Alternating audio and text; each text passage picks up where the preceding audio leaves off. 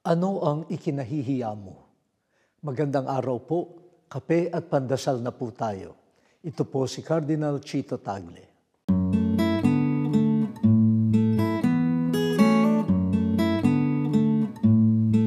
Maraming bagay at pagkakataong nagdudulot ng kahihiyan sa atin. Pumoporma ka sa crush mo, tapos nadulas ka, nakakahiya.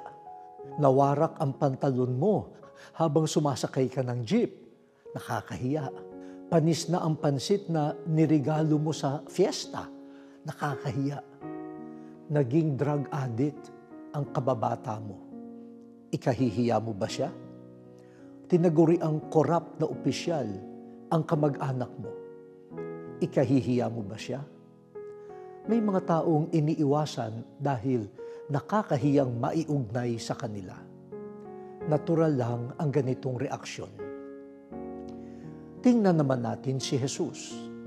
Hindi niya ikinahiyang maging hamak na taong tulad natin, bagaman Diyos siya.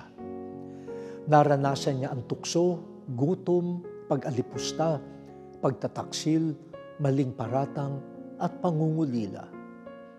Ikinahiya siya ng ibang tao, pati ng ilang alagad niya. Subalit kailanman, hindi niya tayo ikinahiya, kahit tayo'y marupok at makasalanan. Sa halip, itinuring niya tayong mga kapatid.